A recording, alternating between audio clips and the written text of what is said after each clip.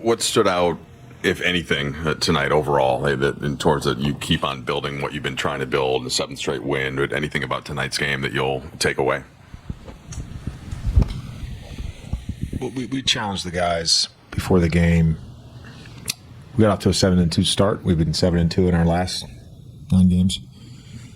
The last time we were, in a 7-2 stretch, we played Atlanta the day, right before the game. A bunch of guys are out.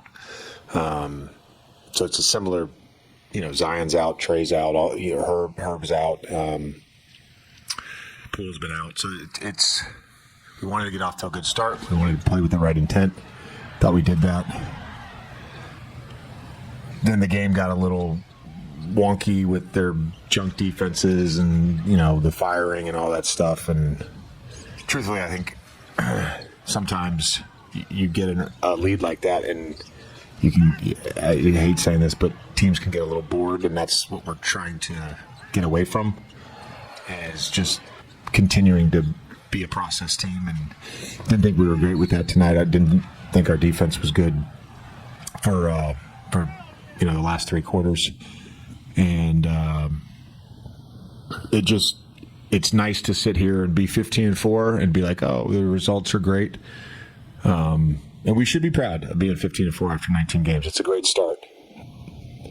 There's a lot of slices of pizza left in the box that we can still get after. There's a lot of room for improvement for our team, which to me is a positive. You said you expected, the threes, not just for individual guys, for the team to start falling more. Obviously, they have some with Austin. When you build that into the rest of what he's doing from 2 and just the sort of his overall efficiency on that end, how have you seen that build in him, even from kind of the time that you first were with him to the point now where it's a pretty easy 30 plus? Yeah, it's never easy. It's never easy. I talked about the balance the other night of driving and shooting, and I thought that was there again tonight. But I think for him, there's a cadence right now to his game. He's got a great understanding of when he has a good matchup. He's got a great understanding of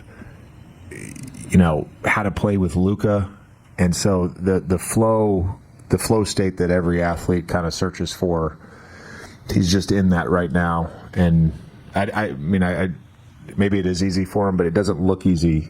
But he's making it look like it's normal in some ways. I would call it normal, not easy, and that's a testament to how good of a basketball player he is.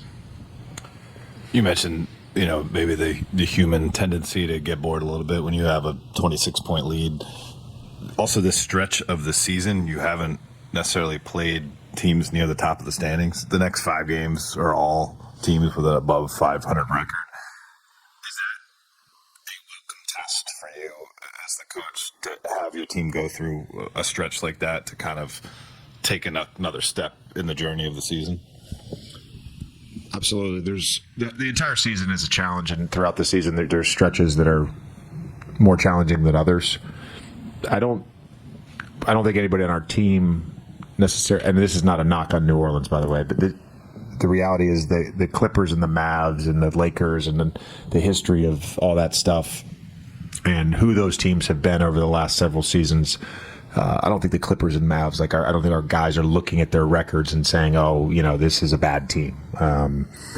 New Orleans has had a ton of injuries and a coaching change, so that's a different situation. We've got an incredible challenge tomorrow with Phoenix. Those guys have played great basketball, and they're coming off a couple losses to 2 of the best teams in the NBA. They play hard. They have an identity.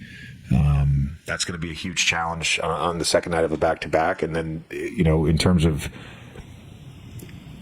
an East Coast trip, I know there's a couple teams that have stuff like this in terms of Eastern Conference going west and West going east.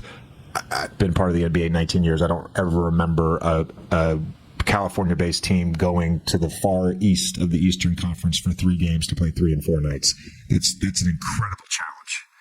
and then we come back, of course, and we've got another challenge. So it's going to be a tough stretch, and we're going to have to manage a lot of different stuff coming up.